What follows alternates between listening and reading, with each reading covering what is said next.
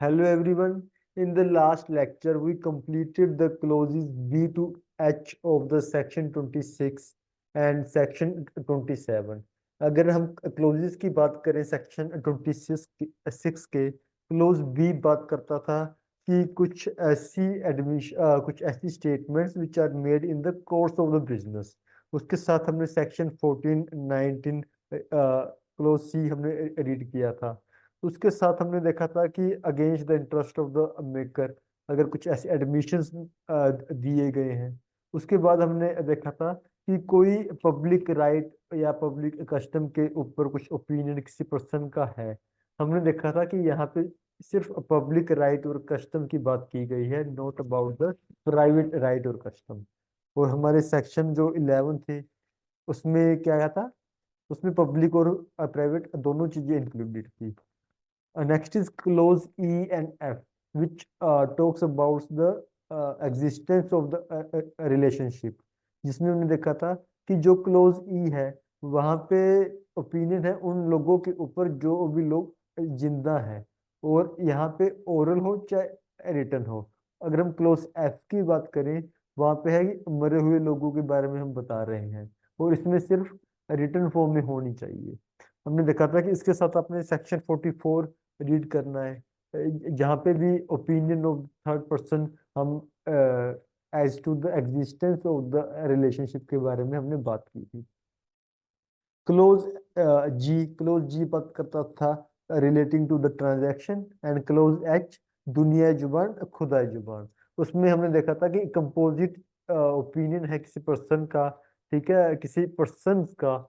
इसके साथ हमने इलुस्ट्रेशन एंड रीड की थी कि that would be relevant, right.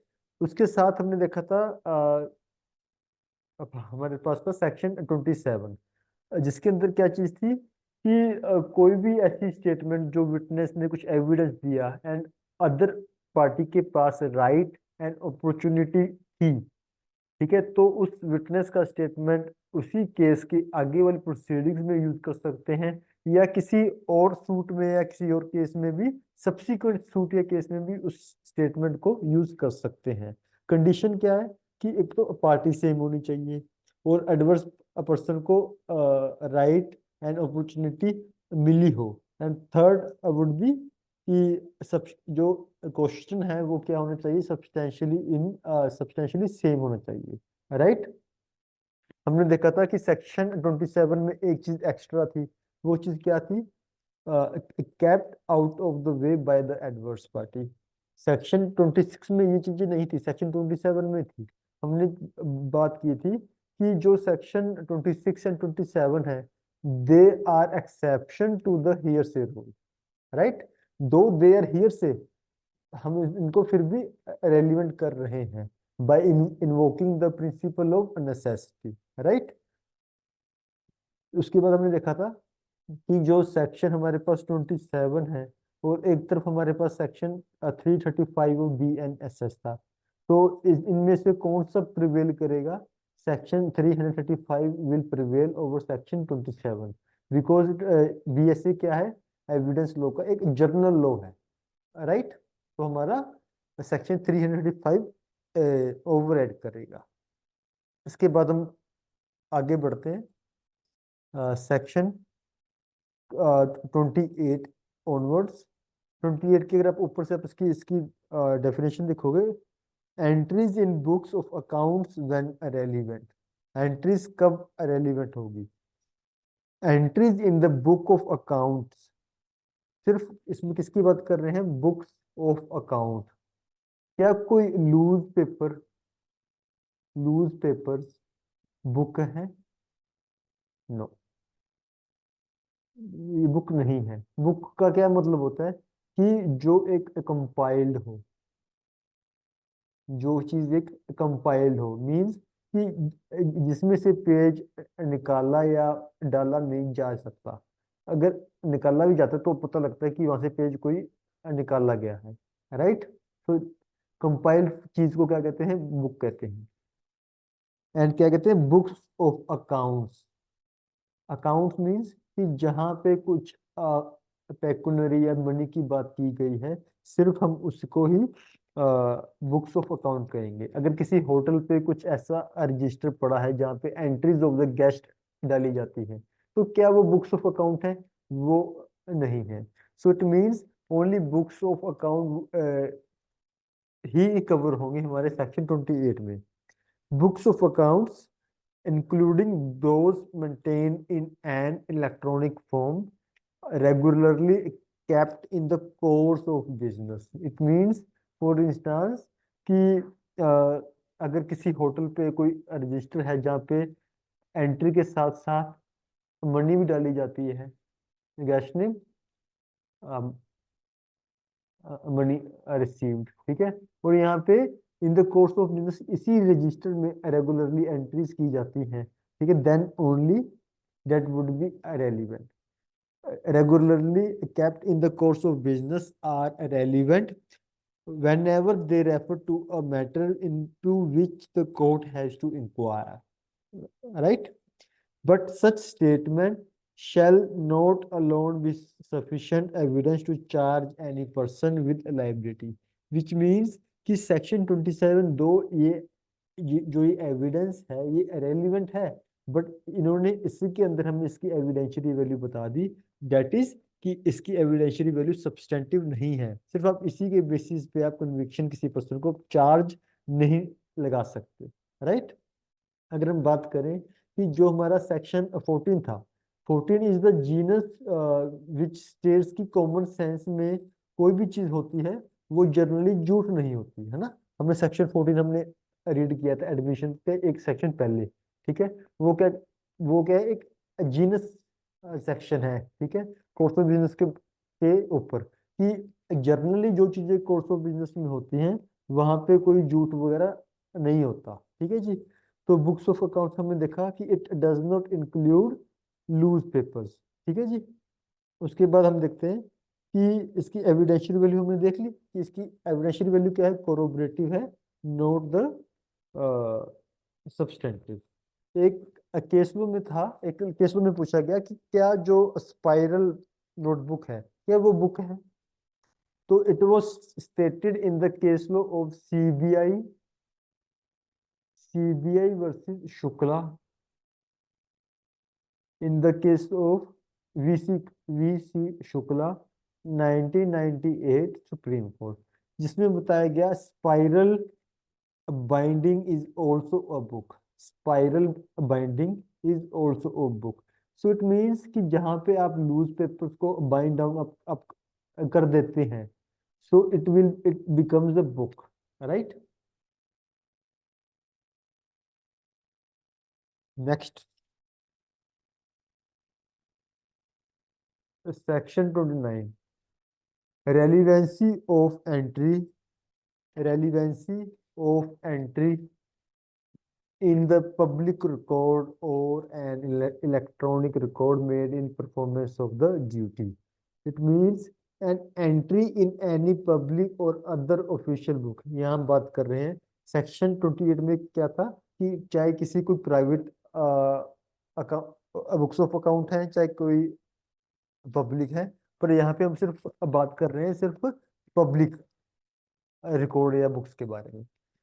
An entry in any public or other official book, a register or record or an electronic record stating a fact in issue or a relevant fact and made by a and है और नहीं है, and मतलब जरूरी है second condition भी, and made by a public servant in the discharge of his official duty or by any other person performance of a duty specified enjoined by the law of the country in which such book or register or a record or an electronic record is kept is itself a relevant evidence। For example कि जहाँ पे हमारे birth certificates या death certificates हमारे जहाँ पे हमारे बनते हैं, तो वो क्या है, पब्लिक रिकॉर्ड है which is made by the public servant, right. So उसको आप रेलिवेंट आप कर दोगे। सो इट मीन्स कि यहाँ पे हम ऑफिशियल एंट्रीज को रेलिवेंट कर रहे हैं। इसमें क्या और एग्जांपल आ सकता है, फॉर एग्जांपल कोई एंट्री, फॉर एग्जांपल एफआईआर, जहाँ पे कोई पुलिस एक जर्नल डायरी को भी मेंटेन करती है, जिसको कहते हैं रोजनामचा, कि रोज को थाने में क्या क्या एक्टिविटीज हो रही हैं।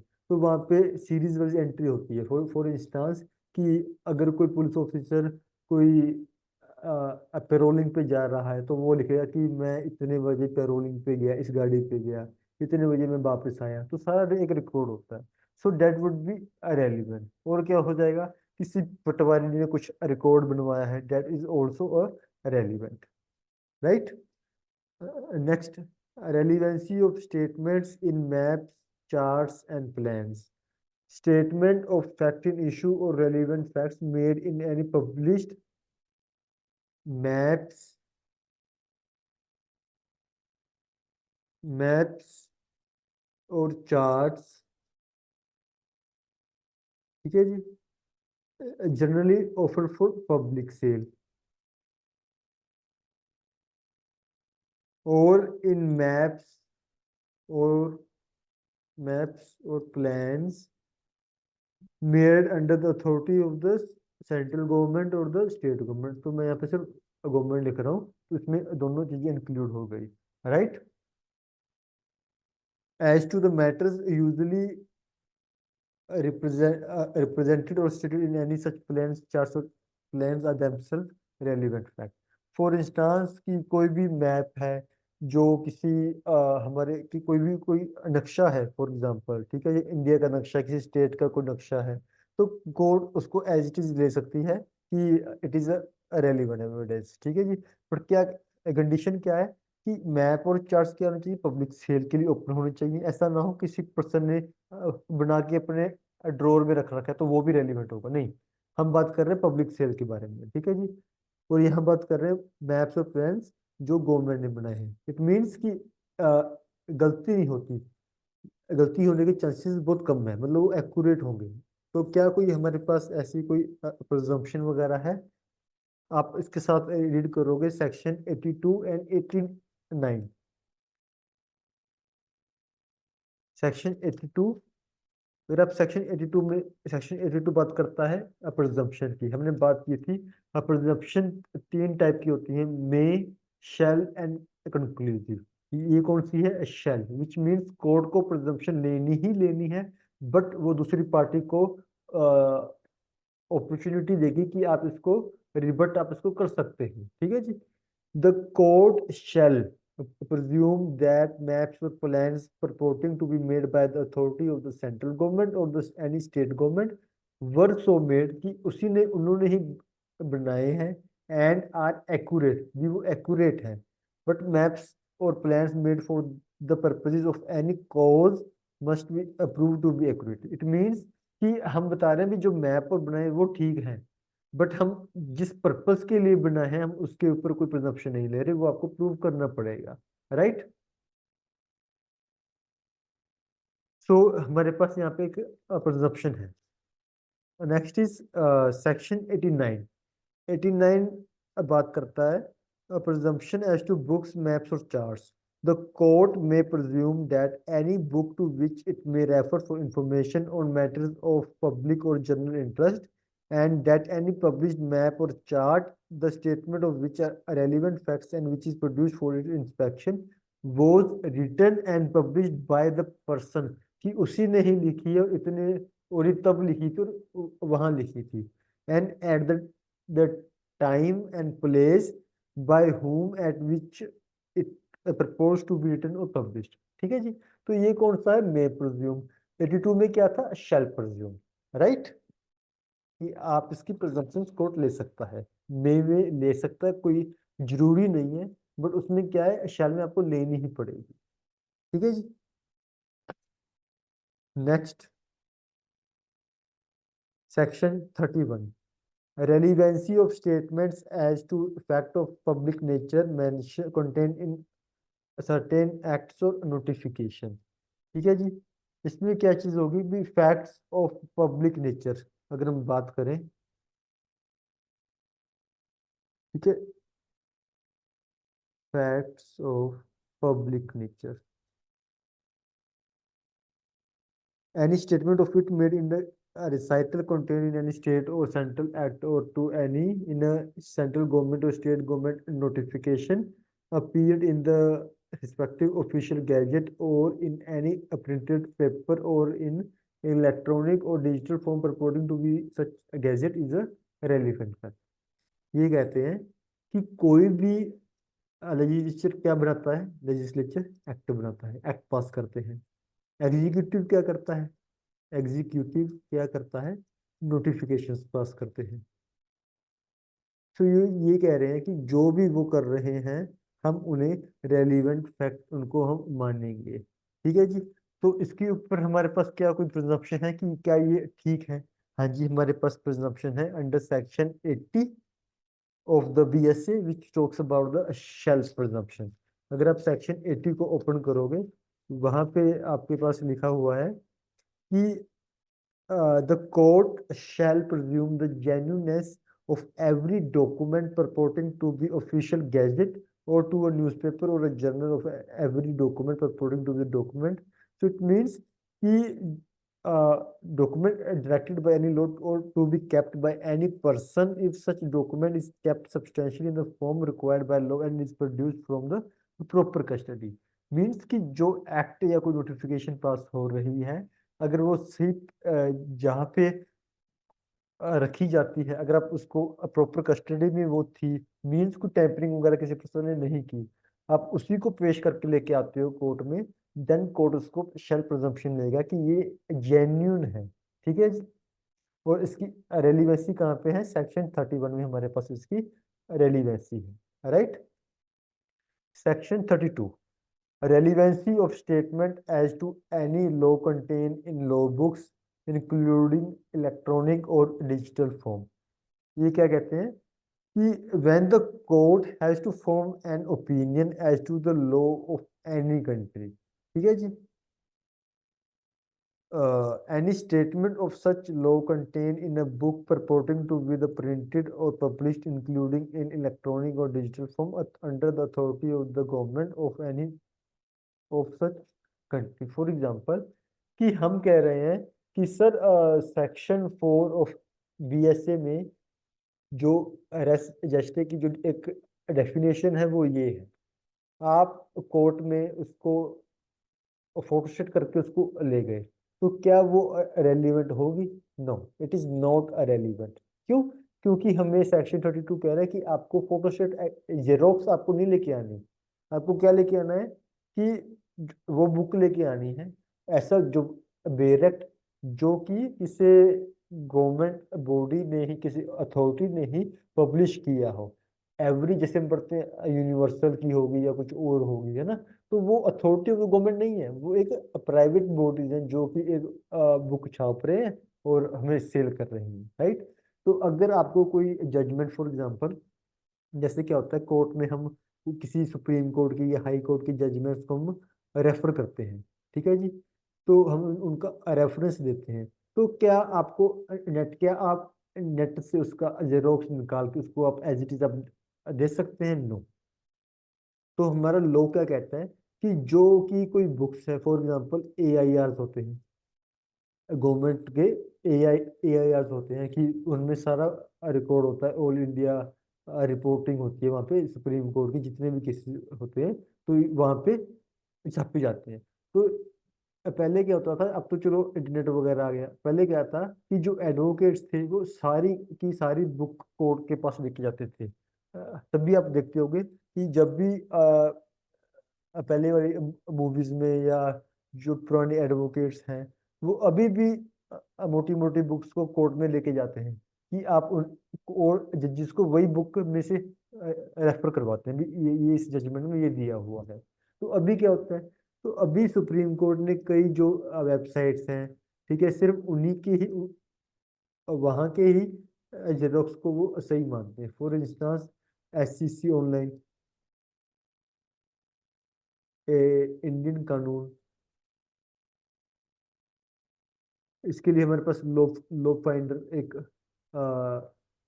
सॉफ्टवेयर है कि आप उसकी सब्सक्रिप्शन लेके कि आप केसेस निकाल के आप कोर्ट में आप रेफर आप कर सकते हो। राइट। सो हमें लो सीधा सीधा कहता है कि आपको when the court has to form an opinion to to a law of any country. यहाँ पे हम इंडियन लॉ की बात नहीं कर रहे। अगर मैं कुछ रेफरेंस कर रहा हूँ कि इंग्लैंड में सर ये लॉ था, तो मुझे इंग्लैंड के जो वहाँ की कोई गवर्नमेंट के ने कुछ सर्कुलर उसके इशू किए होंगे, मेरे को वही लेके आने हैं। ठीक है जी, मैं ऐसे नहीं है मैं नेट में से निकाल के या कुछ भी अ, अपने हाथ से लिख के उनको दे दूँ, नहीं। ठीक है जी। Any statement of such law contain in a book, उनकी बुक में जो लॉ लिखा है और वो प्रिंटेड और या पब्लिश की गई है under the authority of the government, ठीक है जी, then only that would be a relevant. Okay. तो इसके साथ हमारे पास एक प्रिजम्पशन है सेक्शन 83 में। अगर आप सेक्शन 83 ओपन करोगे, वो कह रहे हैं the court shell presume the genuineness of every book purporting to be printed or published under the authority of the government of any country and to contain any of the laws of that country, or of every book purporting to contain reports of the decisions of the courts of such country। वो कह रहे हैं कि जो भी हम court क्या करेगा, शैल करेगा, शैल प्रिज्यूम करेगा कि वो जेन्यून है। ठीक है जी। तो ये हमारे पास हमारी इसको हमने प्रिजम्पशन के साथ रीड करना है। तो आप क्या कर सकते हो कि जो आपके सेक्शन फॉर एग्जाम्पल 32 है, आप 32 के सामने लिख लो भी रीड विद सेक्शन 83, और 83 के सामने लिख लो रीड विद सेक्शन 32। तो जब भी आप फिर से डायरेक्ट आप रीड करोगे तो आपको पता लग जाएगा कि मेरे को इसके साथ ये सेक्शन पढ़ना है। तो ये हमारे अभी लास्ट सेक्शन और करते हैं कि हम section 33, how much of a statement is to be proved। For instance general rule हमने किया था, हमने जनरल रूल किया था ना Nishikant Jha university state of Bihar में, कि आपको कोई भी स्टेटमेंट को किसी भी चीज को एज इट इज लेना है, चाहे वो कितनी ही बड़ी स्टेटमेंट है ना।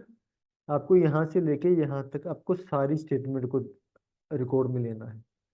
सेक्शन 33 हमें क्या कहता है, ये इसका एक एक्सेप्शन है। Section 33 is exception to this rule. ये कह रहे हैं कि जहाँ पे कोर्ट को लगता है भी इतनी फॉर एग्जाम्पल किसी डॉक्यूमेंट के 100, किसी बुक के 100 पेज है, तो 100 पेज को क्यों देखे कोर्ट, है ना। उनमें से सिर्फ relevant page number for example 61 62 है, तो कोर्ट कहेगा कि कोर्ट कहेगा कि मैं सिर्फ इन्हीं को रिकॉर्ड में ले लेता हूँ और इसी को सिर्फ रेलिवेंट कर देता हूँ। ठीक है जी। तो वो ऐसा कर सकता है, ये हमें कौन बताता है, section 33। Now we read the bare language of section 33। What evidence to be given when statements form a part of conversation, document, electronic record, or book or series of letters or papers? When any statement of which evidence is given forms part of longer statement, ठीक है जी, part of longer statement, or of a conversation, or a part of isolated document, or is contained in a document which forms part of a book, or is contained in the part of electronic record of a connected series of letters or papers, evidence evidence shall be given of so much and no more of document। ठीक है जी। Conversation, document, letter, code, book, series of letters और papers, as the court considers necessary in that particular case to the full understanding of the nature and effect of the statement। ठीक है जी। and of the circumstances under which it was made। so ये कह रहे हैं कि जो court को लगता है भी इतना सफिशिएंट है, अगर कोर्ट को लगता है कि इतना सफिशिएंट है तो मैं सारी क्यों लूं। ठीक है। तो इसी तो यही हमें सेक्शन 33 कहता है, राइट। तो हम आगे मूव करते हैं।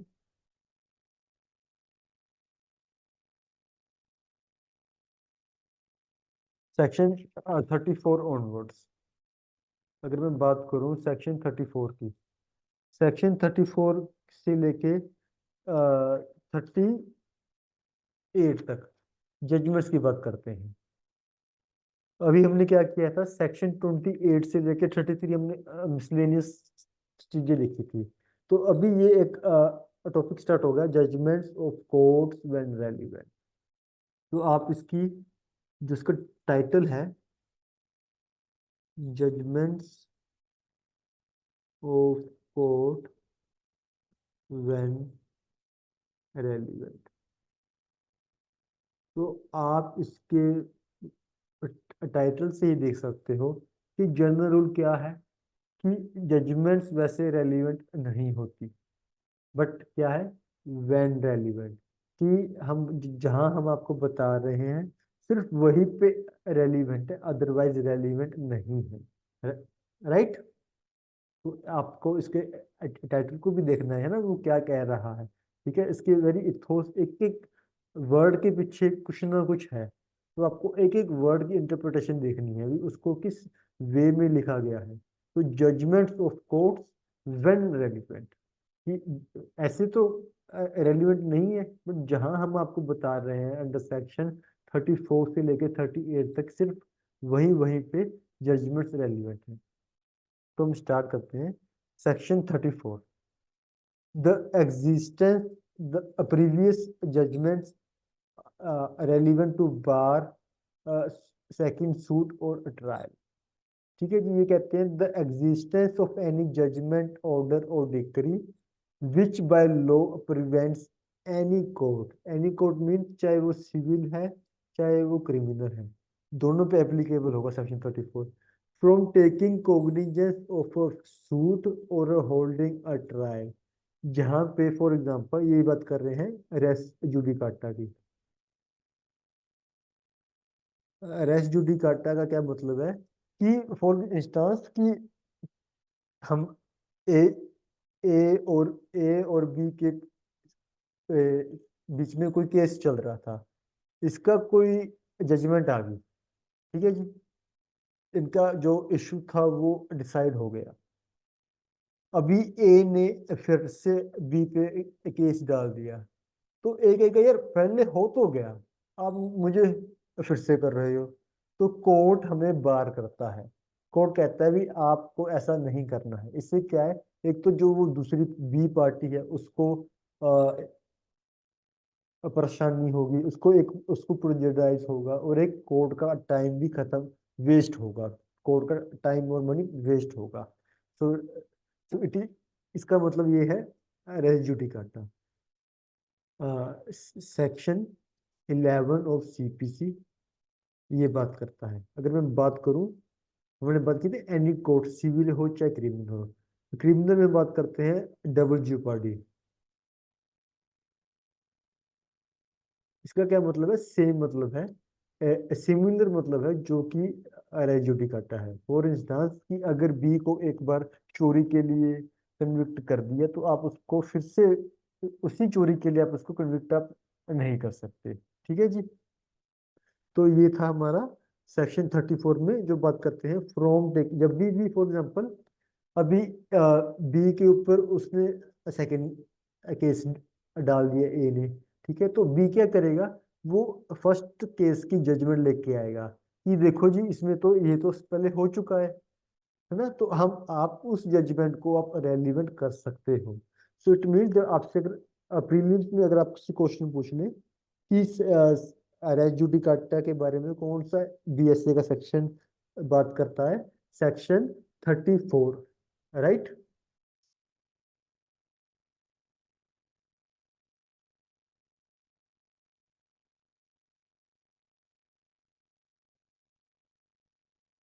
हाँ जी। तो आप एक और फैसिलिटी करते हैं, any court from taking cognizance of a suit or holding a trial is a relevant fact when the question is whether the court, क्या कोर्ट को दूसरा केस चलाना चाहिए, or to take cognizance of such suit or to hold such trial। ठीक है जी। तो ये इसके बारे में बात करते हैं। यहाँ पे वर्ड लिखा है of such suit. Of suit, suit का मतलब सिविल की बात कर रहे हैं, और टू होल्ड सच ट्रायल का मतलब क्रिमिनल की बात कर रहे हैं। ठीक है जी। इसका अगर मैं बात करूं, इसका क्या सेक्शन है, सेक्शन 337 ऑफ BNSS। ठीक है जी। ये पहले सेक्शन कौन सा था, सेक्शन 300 ऑफ CRPC था, अभी ये सेक्शन 337 हो चुका है। Next, section 35। तो सेक्शन हमारा 34 के बारे में क्या करता है, रेस जुडिकाटा, मतलब किसी दो पार्टीज के बीच वाले सिस्टम में। तो इट मीन्स ये बात कर रहे हैं जजमेंट इन पर्सोनम के बारे में। Personam means against the party to the suit. ठीक है जी, मैं आपको बताता हूँ। एक होती है जजमेंट इन पर्सोनम, एक होती है judgment in rem, against party to the suit. तो इसका मतलब होता है अगेंस्ट द होल वर्ल्ड। इसका एग्जांपल, फॉर एग्जांपल कि ए और बी के बीच में कुछ डिस्प्यूट हो गया, या फॉर एग्जांपल ए और बी ने कुछ कॉन्ट्रैक्ट किया किसी जमीन के ऊपर।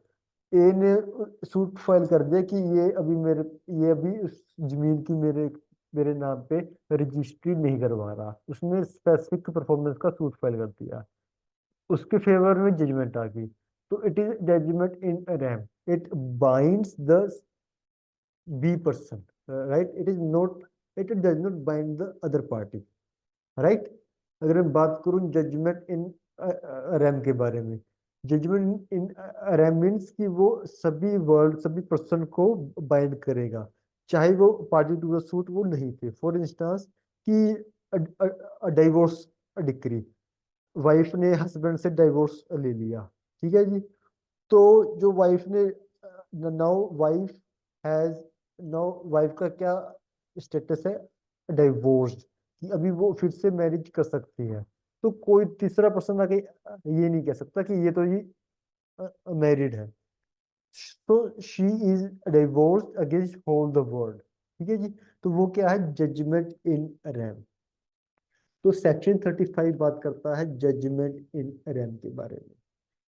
अगर आप चीज देखोगे, हमने बात की थी कौन कौन से सेक्शंस कंक्लूसिव अप्रूव के बारे में बात करते हैं, तो उसमें से सेक्शन 35 भी था। अगर आपको प्रीवियस लेक्चर्स के अगर आपने नोट्स या बनाए हैं, या अगर आपको ध्यान में है, तो उसमें हमने बात की थी कि section 35 is the conclusive proof. हम अभी रीड करते हैं। A final judgment, it means हम इंटरलोक्यूटरी या इंटरिम जजमेंट ऑर्डर के बारे में बात नहीं कर रहे, ठीक है। इंटरिम ऑर्डर क्या होते हैं कि जो कोर्ट चेंज कर सकता है, जो चीज होते रहते हैं। For example custody of the child, पहले कस्टडी अपने माँ के पास थी, अभी वो पिता के पास आ गई, ठीक है जी। तो वो कस्टडी चेंज होती रहती है। So it is not the final judgment. A final judgment, order or decree of a competent court और ट्राइब्यूनल। पहले वर्ड ट्राइब्यूनल यहाँ पे नहीं था, अभी बीएसए में डाला गया है, ठीक है जी। तो ये बात करते हैं कम्पिटेंट कोर्ट। अगर कोई कोर्ट कम्पिटेंट नहीं है तो वो सेक्शन 35 में नहीं आएगी, ठीक है जी। कोर्ट का क्या मतलब हो गया, क्या कोई इंडियन कोर्ट नहीं, सारी कोर्ट, चाहे कोई फॉरेन कोर्ट्स भी है वो भी इसमें इंक्लूडेड होगी, राइट। तो हम एक और आगे बढ़ते हैं। A final judgment, order or decree of a competent court or a tribunal in the exercise of appropriate matrimonial, admiralty, insolvency, jurisdiction which confers upon or takes away from any person any legal character, or which declares any person to be entitled to such a character, or to be entitled to any specific thing, not as against any specified person, means note any specific person means कि judgement इन personnel की बात नहीं कर रहे हैं हम, जो हम बात कर रहे हैं जजमेंट इन रैम के बारे में। But absolutely judgment in rem is relevant when the existence of any legal character or the title of such person or is such person to any such thing is relevant। तो अभी हम इसका इस section का postmortem करते हैं। तो बात थी कॉम्पिटेंट कोर्ट, मैंने आपको बताया भी फॉरेन कोर्ट को भी हम कोर्ट में आएगा, वो भी कोर्ट में के अंदर ही आएगा, ठीक है जी। तो क्या कोई सेक्शन है कि जो बताता हो कि फॉरेन कोर्ट कॉम्पिटेंट है या नहीं है? तो हमारे पास सेक्शन 13 है सीपीसी में।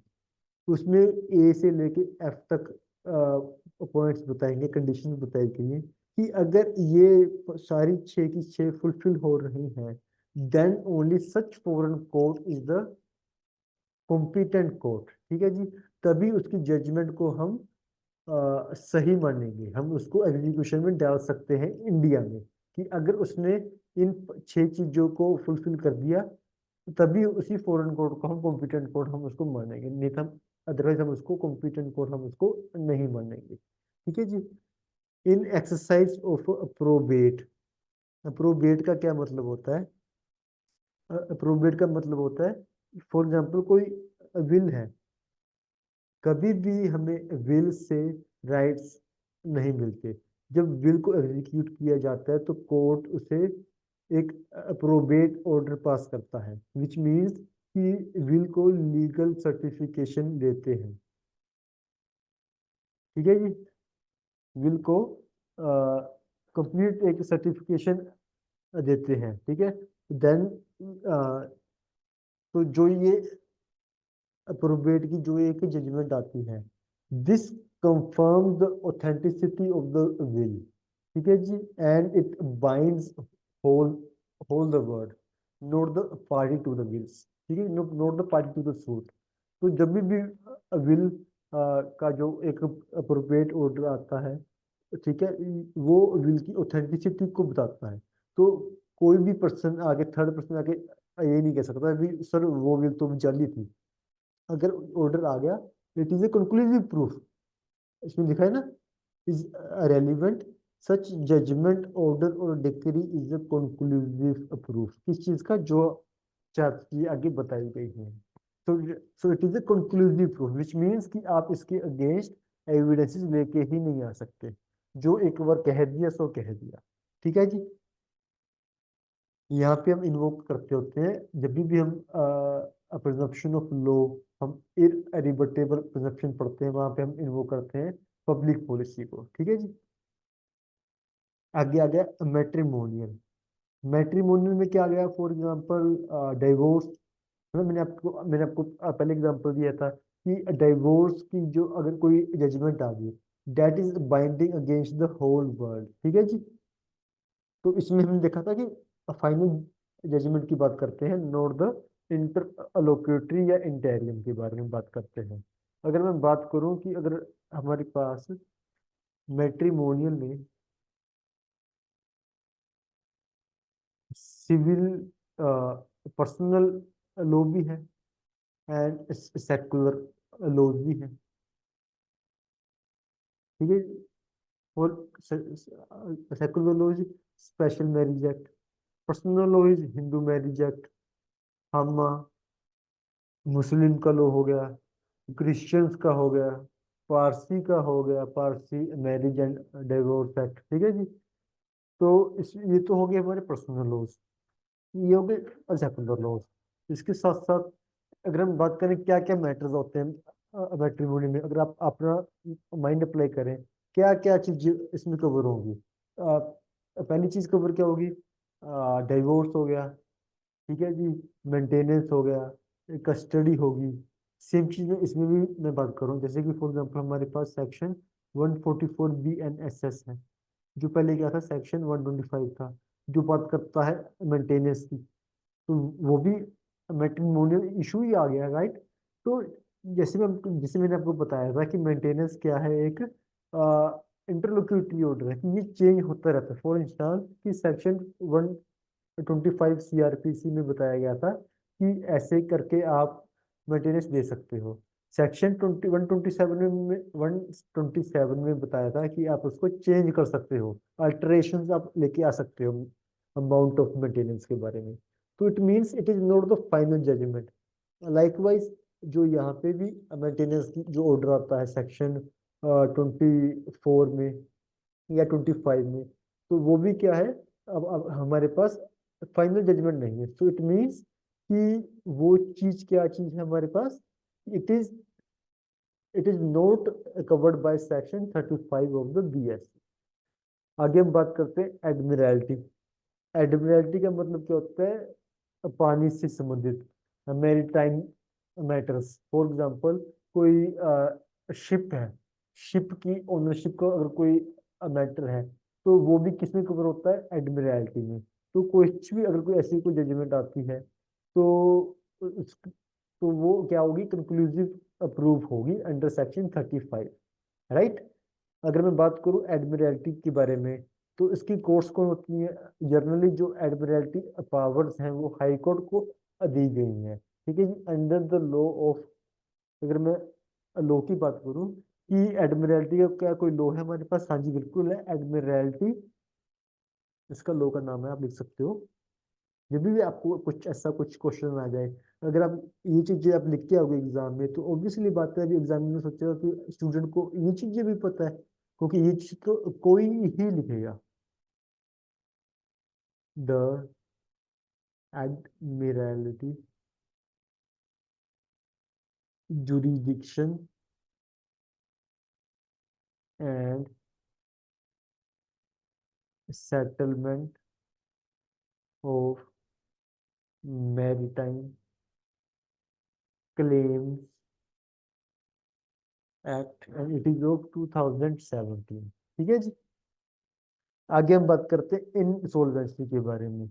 अगर फॉर एग्जाम्पल कि कोई इंसॉल्वेंट प्रोसीडिंग्स है, इंसॉल्वेंट प्रोसीडिंग्स क्या होगी? फॉर एग्जांपल ए ने लोगों के पैसे देने थे, उसने अपना दिवालिया दिखा दिया भी मेरे पास तो पैसे नहीं है, उसने इंसॉल्वेंट अपने आप को डिक्लेयर करवा दिया, ठीक है जी। तो क्या वो सिर्फ एक पर्सन के अगेंस्ट ही इंसॉल्वेंट होगा या अगेंस्ट द होल वर्ल्ड होगा? It he will be against the whole world, right. तो हमारे पास पहले कोई 2016 से पहले हमारे पास कोई लॉ नहीं था। 2016 में हमारे पास लॉ आया, इंसॉल्वेंसी एंड बैंक कोड 2016, जिसमें कंप्लीट प्रोसीजर वगैरह बताया गया है। ठीक है जी। अगर मैं बात करूं कि अगर ए पर्सन ने, ए के कई क्रेडिटर्स थे, ए ने अपने आप को, ए ने बी के ऊपर केस डाल दिया कि हाँ जी मेरे भी तो पैसे मोड़।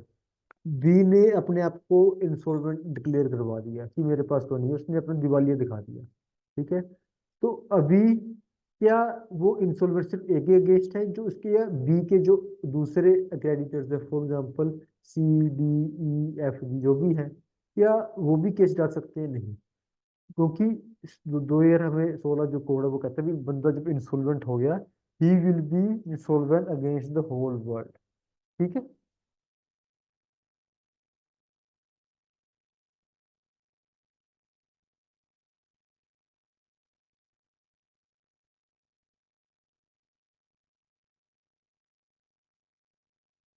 तो नेक्स्ट अगर हम बात करें सबसेक्शन 2, सच जजमेंट ऑर्डर।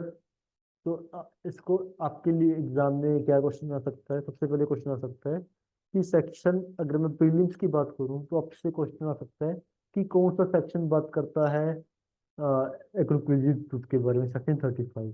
फिर आपसे पूछ सकते हैं कौन कौन सी चार ऐसी चीजें हैं, क्या क्या चीजें हैं जी? Probate, matrimonial, admiralty and insolvency, इन चारों को आपको याद रखना है, ठीक है जी।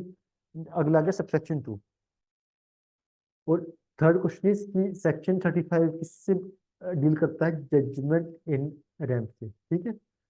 सेक्शन 35 हमें बताता है का सबसेक्शन 2, सच जजमेंट ऑर्डर और decree is a conclusive proof that any legal character which it confers accrued at the time when such judgment, order or decree came into operation। Means कि लीगल राइट कब मिल रहा है, ठीक है, तो इसके बारे में ये कंक्लूसिव प्रूफ है जो वो जजमेंट आएगी, ठीक है जी। बात कर रहे हैं लीगल करेक्टर की। सेकंड पॉइंट इज कि किसको मिल रहा है? any legal character to which it declares any such person to be entitled accrued to that person at the time when the judgment dash, ठीक है जी। तो ये बात करता है किसको मिल रहा है। थर्ड पॉइंट इज भी खत्म कब हो रहा है, ठीक है, ये खत्म कब हुआ? any legal character which it takes away from any person seized at the time from which the judgment declare it had seized और शुड सीज। ठीक है जी। लास्ट इज कि किस दिन से वो प्रॉपर्टी मेरी हो रही है। और इसमें लिखा है anything to which it declares any person to be entitled was the property of that person at the time from which such judgment that it took. ठीक है जी।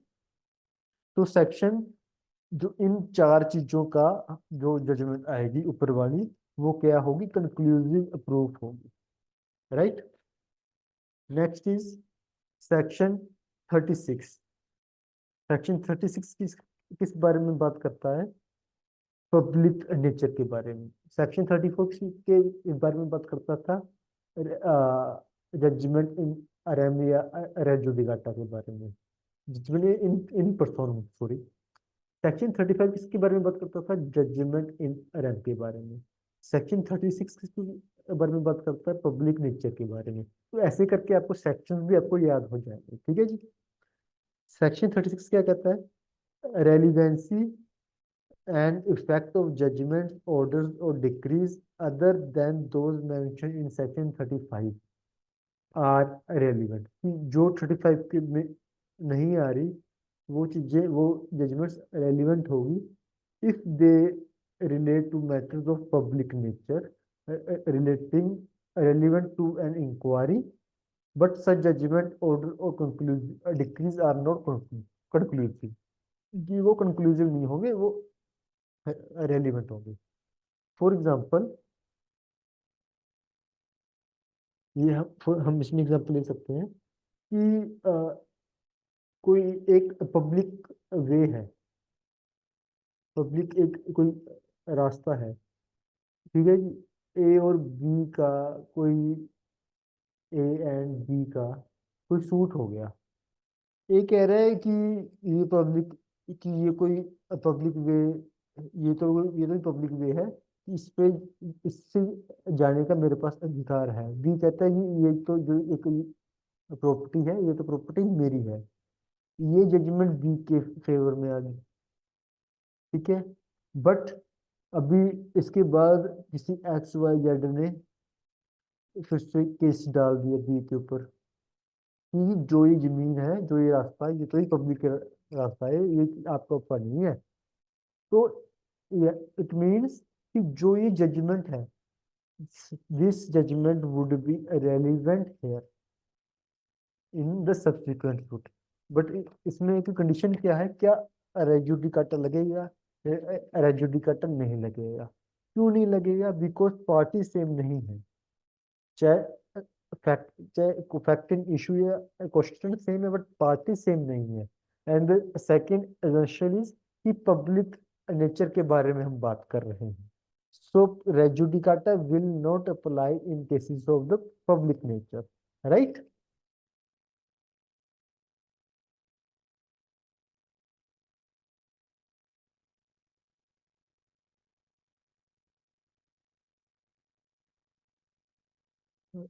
आगे बात करते हैं हम इसके अंदर कि इसका जो एक जूरिस्प्रूडेंस है सेक्शन 42 का, वो एक जूरिस्प्रूडेंस क्या है कि हम रेलिवेंट क्यों कर रहे हैं, हम इसके ऊपर रेजुडिकाटा क्यों नहीं एप्लीकेबल कर रहे हैं, वो हम बात करेंगे जब हम अपने सीपीसी के सेक्शन 11 हम करेंगे। ठीक है जी। इसके बारे में आप ये चीज आप लिख सकते हो।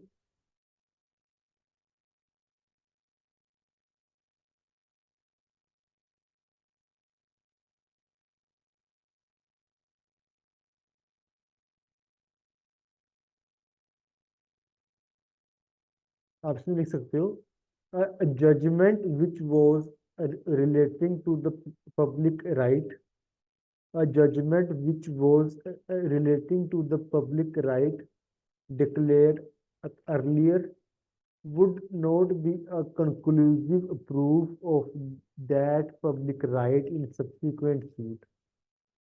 It is merely relevant। सिर्फ ये रेलिवेंट है। ठीक है। यहाँ पे बी को मेरिट पे उसको प्रूव करना पड़ेगा। ऐसा नहीं कह सकता कि सर उसने, मैंने प्रूव कर तो दिया था, तो मैं बार बार थोड़ी उसको अप्रूव करूँ, नहीं। ठीक है जी। इसमें क्या है, हमने क्या लिखा, it is merely relevant and it will have to be approved on merits in the subsequent suit or case। ठीक है जी, तो आपको इसको फिर से इसको प्रूव करना है। तो ये हमारा था section 36।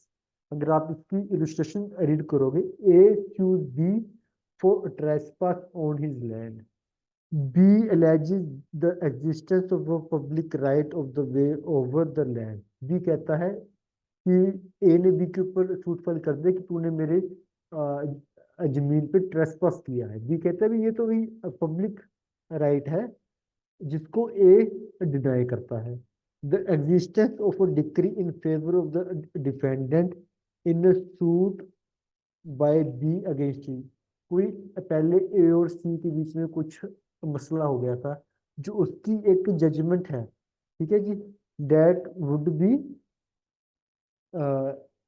In the suit of C A against C. A ने पहले सी के ऊपर भी ऐसा केस डाला था for the trespass on the same land in which C alleges the existence of the same right of way. और सी ने भी उसने सेम बात कही थी कि मेरा इस पे जाने का हक है because it is the public right. Is relevant, वो जजमेंट क्या होगी, रेलिवेंट होगी, but it is not conclusive proof. But वो कंक्लूसिव प्रूफ नहीं होगी कि that the right of way exist, कि उसका जाने का रास्ता, उसका राइट है ही है, कंक्लूसिव प्रूफ नहीं होगा। ठीक है जी, तो आज के लिए हम इतना ही रखते हैं। अभी हमारे सेक्शन 37 एंड 38 इस टॉपिक के ऊपर पेंडिंग है। सेक्शन 37 इज मोस्ट इम्पोर्टेंट और इसकी इलस्ट्रेशन में से कई बार मेंस में क्वेश्चन आते ही आते हैं, तो इसके बारे में हम कल के लेक्चर में बात करेंगे। Thank you very much for today.